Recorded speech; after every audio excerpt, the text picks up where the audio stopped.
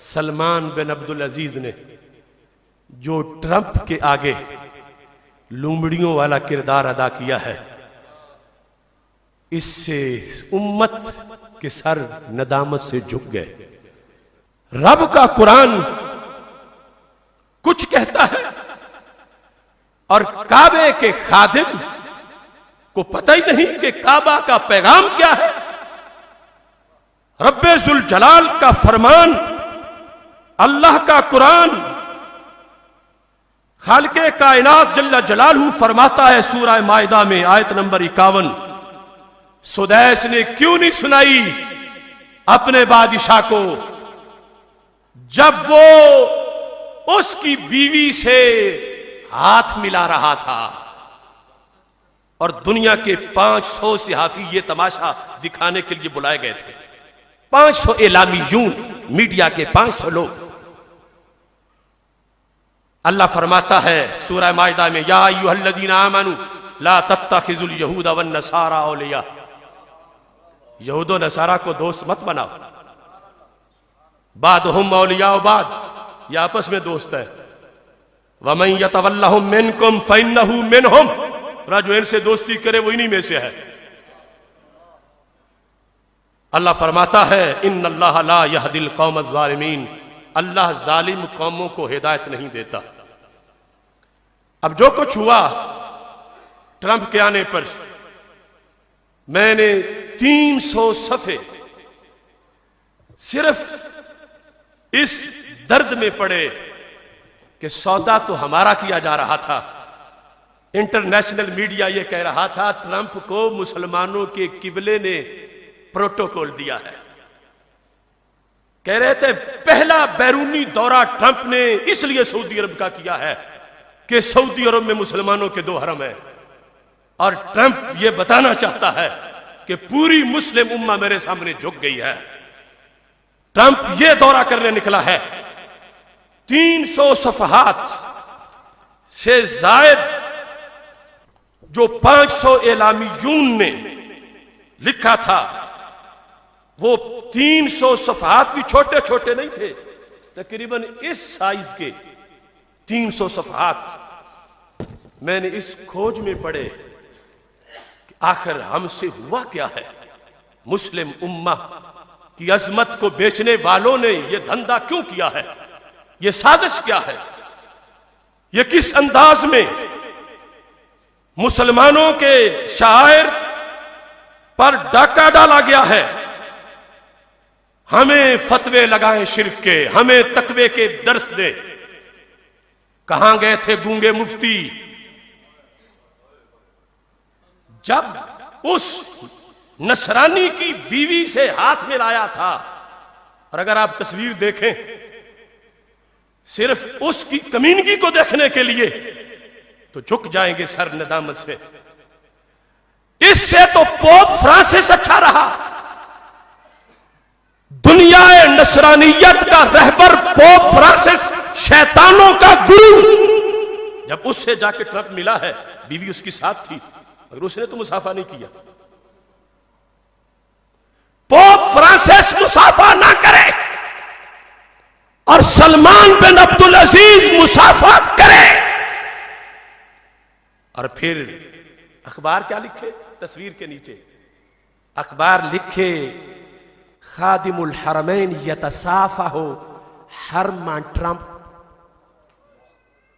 کہ خادم الحرمین ٹرمپ کے حرم سے مصافحہ کر رہا، ٹرمپ کے حرم سے، ٹرمپ کے حرم سے۔ حالانکہ زوجہ بھی لکھ سکتے تھے، یعنی اس کو عائلہ لکھ سکتے تھے، اس کو اکیلا لکھ سکتے تھے۔ حرم کا لفظ تو بڑا عزت والا ہے،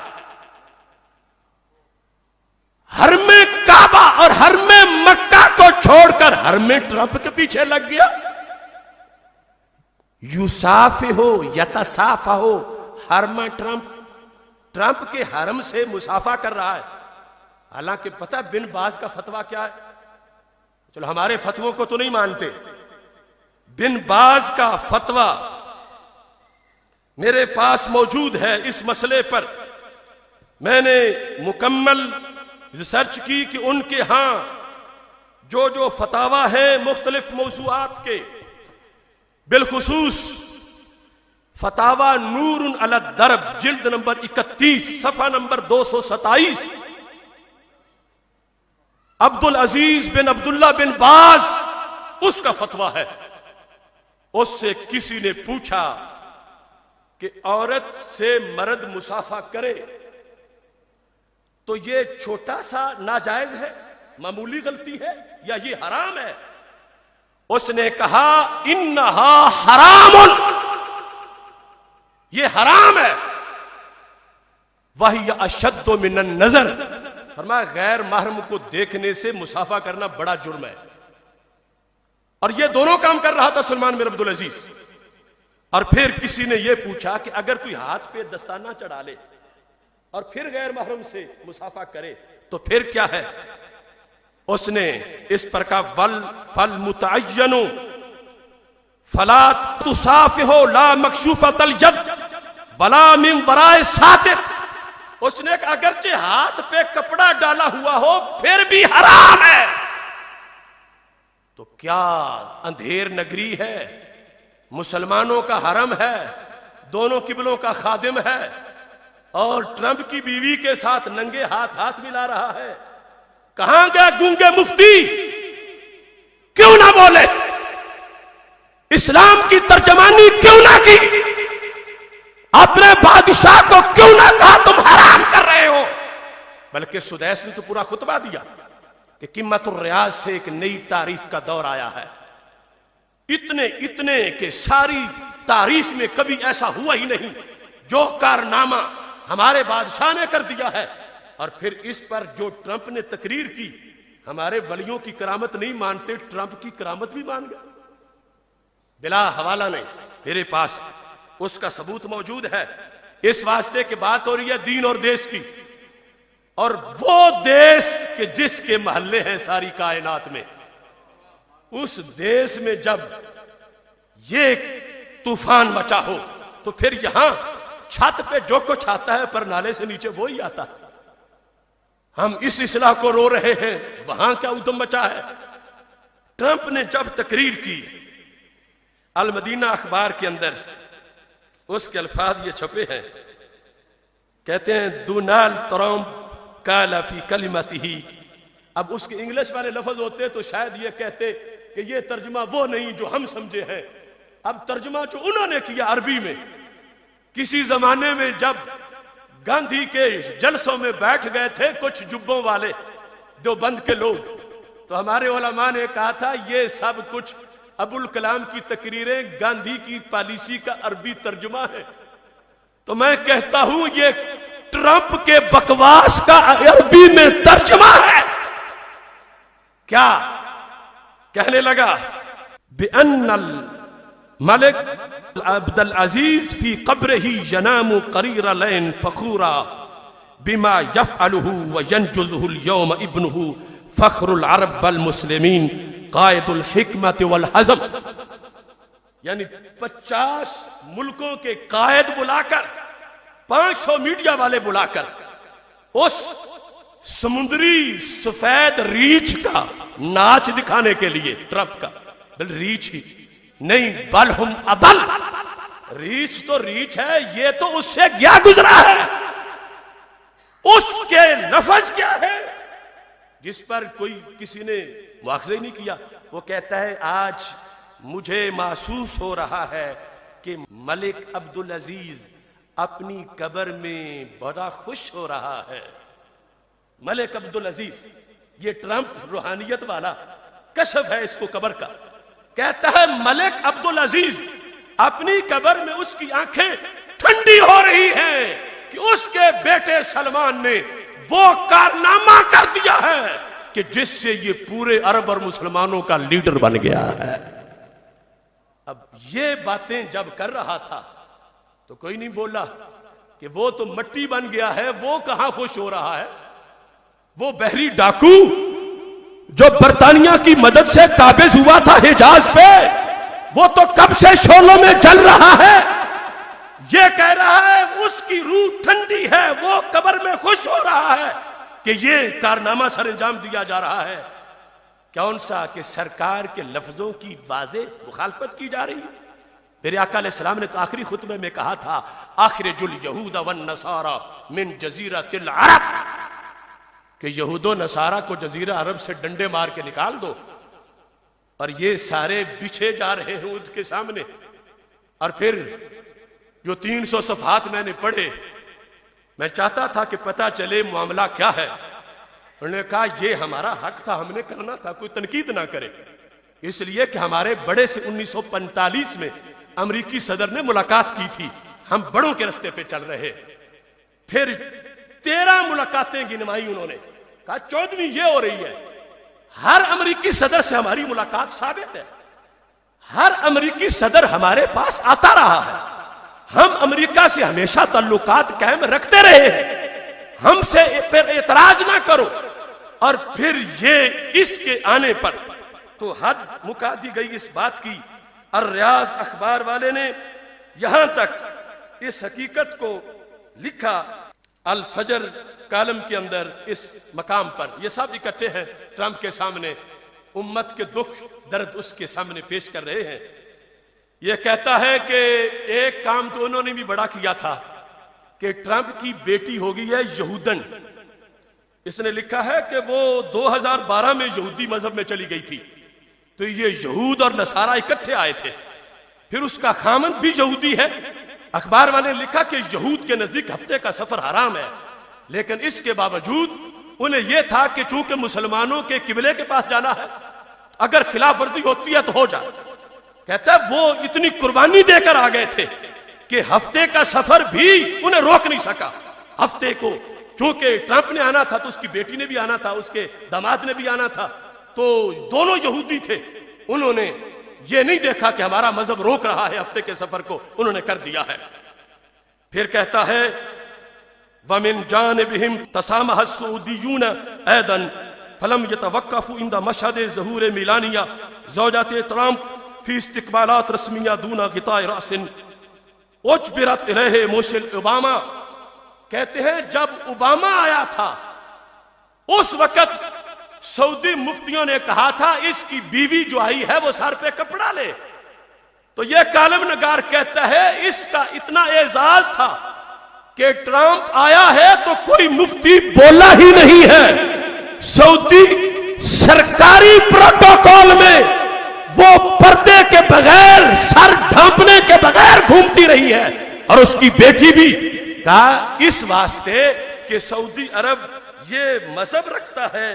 اس سلسلے میں وہ کہتا ہے کہ اوباما نے بڑا بگاڑ پیدا کر دیا تھا، کہتے ہیں ٹرمپ یصلح ما افسدہ اوباما، اوباما نے جو فساد پھیلایا تھا ٹرمپ اس کی اصلاح کے لیے آ گیا ہے۔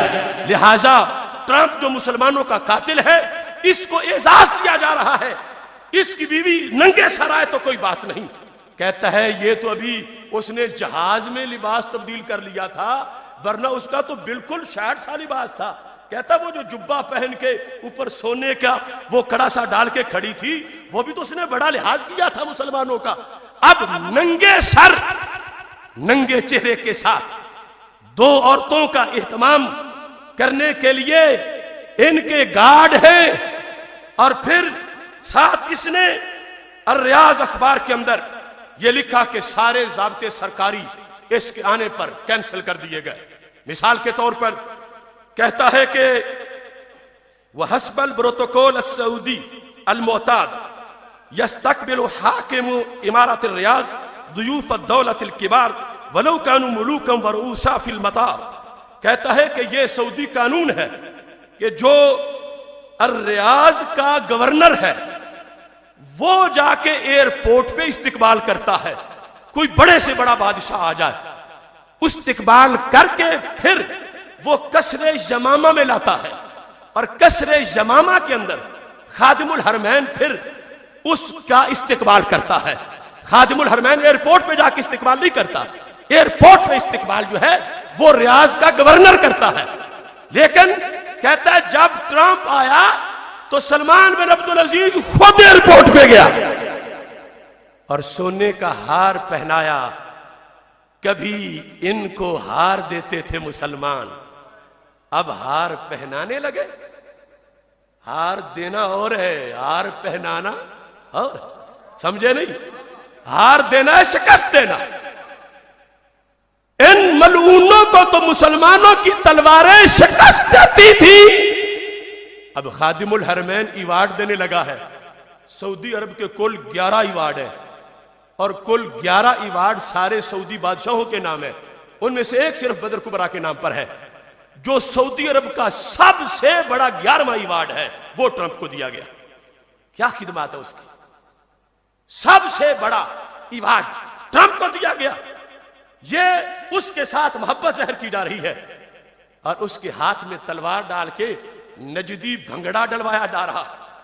نجدی رقص، باقاعدہ اس کا نام ہی نجدی رقص ہے، الردۃ النجدیہ، وہ جو تلواریں ہاتھ کے پکڑ کے جھومتے ہیں۔ اب کبھی تو مسلمانوں کی تلواروں سے یہود و نصارہ کانپتے تھے، اور کبھی ان کی تلواریں ہاتھ میں پکڑ کے جھوم رہے۔ اتنی تبدیلی آ گئی، اس قدر یہ اندھیر مچا ہے کائنات میں۔ کہاں گئے پاکستان میں نعرے لگانے والے، امریکہ کا جو یار ہے غدار ہے، غدار ہے؟ اور امریکہ کے گلے میں جس کا ہار ہے تو وہ غدار نہیں ہے؟ کہاں گئے ریالوں کی پیداوار؟ کہاں گئے ان کے فتوے؟ کہاں گئی ان کی ریلیاں؟ سارا عالم چپ کر گیا۔ ہمارے مرکز اسلام پر پلید آیا، اور اس کے لیے اتنے پروٹوکول، اتنے اعزاز، اور پھر اس نے کی خباثت سنو، اس کی تقریر۔ اس نے کہا میں مانتا ہوں 90% دہشت گردی مسلمانوں کے خلاف ہو رہی ہے، لیکن ارہاب، یعنی یہ جو دہشت گردی ہے اس کے خلاف، اس کا جملہ اس نے پوری امت مسلمہ پر وہ تیر چلایا کہ جس کا تصور نہیں کیا جا سکتا۔ تم میں سے، ہم میں سے کون نہیں جانتا کہ آج اگر زمین تنگ ہے تو مسلمانوں پر، برما ہے، کشمیر ہے، روزانہ رمضان میں بھی راشیں اٹھ رہے ہیں۔ برما کے بچوں کو کاٹ کاٹ کے، ندیوں میں ڈبو ڈبو کے، سڑکوں پہ کھینچ کھینچ کے، اوپر بوجھ لاد لاد کے، ان کے چمڑے اتار اتار کے، ہر قسم کا تشدد آزمایا جا رہا۔ فلسطین دیکھو، شام دیکھو، عراق دیکھو، یہ خادم الحرمین موج مستی میں، اسے کوئی خبر نہیں کہ یہ کون کروا رہا ہے، کس طرح ہو رہا ہے۔ ہر ظلم ہم پہ ہے، مسلمانوں پہ، ہر ستم مسلمانوں پہ۔ زمینیں ہماری قبضے میں، اسرائیل کے لیے فلسطینی بستیاں شہر بنانے کے لیے دے دی گئیں، لیکن ٹرمپ کے مگر مچھ کے آنسو اور اس کا فراڈ دیکھو، اور اس پر ان کا ڈھول بجانا سعودیوں کا۔ سعودیوں سے مراد ہر عرب نہیں، جو ان کے قبضے میں، ان کی فکر میں جکڑا ہے، میں اس کا کہہ رہا ہوں۔ یہ اس کا جملہ ہے پوری تقریر سے، جس کو ہائی لائٹ کیا گیا ہے اس اخبار کے اندر۔